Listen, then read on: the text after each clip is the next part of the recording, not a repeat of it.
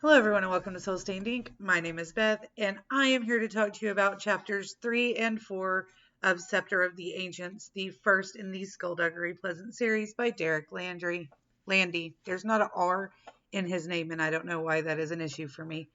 So chapter 3 is where everything kind of starts to go sideways and Stephanie is introduced to some things that she didn't know existed, namely magic. And that's where I'm going to leave that. Since we're into it, I don't want to talk too much about it if you haven't gotten to that point yet, or if you're just watching my videos and not reading along. I don't want to spoil anything for you. But basically, she finds out about Skulduggery's past, and now they are on their way to becoming partners. I do have one line that I particularly enjoyed. And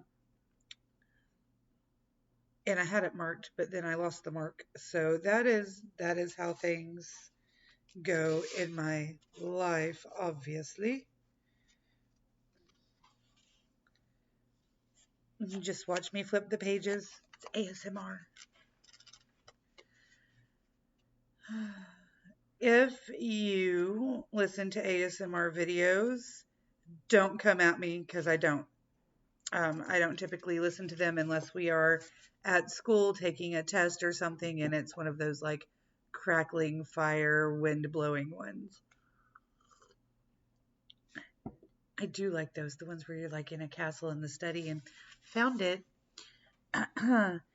So I told you in the last video that Stephanie's uncle was an author and he wrote like paranormal creepy things. She'd read most of his books, but her mom doesn't know that. And so she's at the house and her mom says, "You're not reading one of Gordon's books, are you? He writes about horrible monsters and scary stuff and bad people doing worse things. It'll give you nightmares."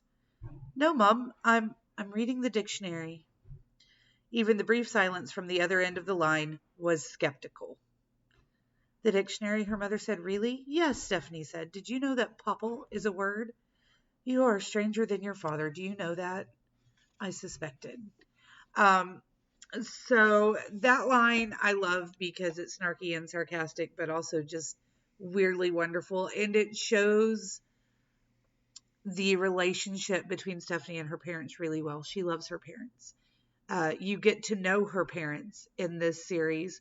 Not in depth, they are definitely side characters, but you get to know them. And as this is a series that is still being written, it's, if you compare it to other fantasy series for middle grade and young adult, most of the time, or any series really for middle grade, young adult, most of the time, the parents are absent, single and working, not great. They don't pay attention. The kids kind of go off.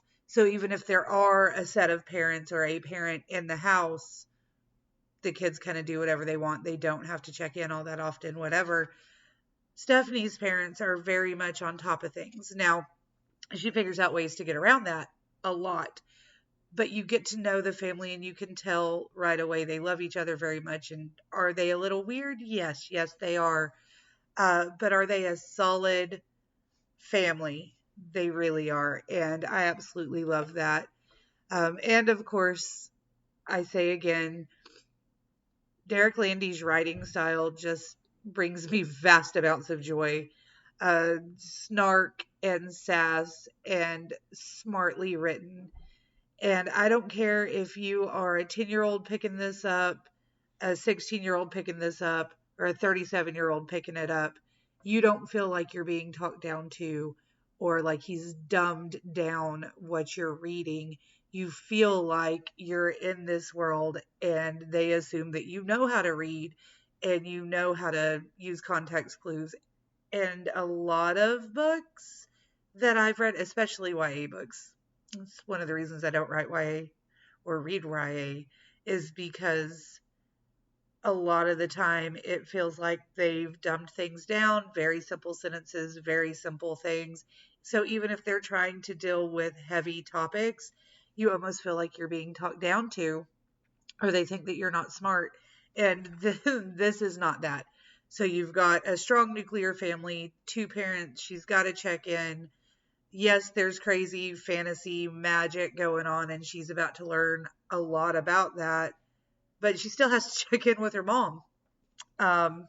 She's still got to check in with her dad. She's still very much their 12-year-old daughter. And they don't pull punches. They tell you how it is. And I very much enjoy that. So I hope that you are reading along with me. If you are not, please find a copy. I'm listening to it on audio right now, and the audio is amazing. But just reading it in physical format is also fabulous. I highly recommend this book to legitimately anyone.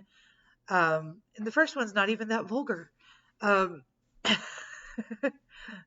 they really don't get that bad, but there are cuss words in and out of it.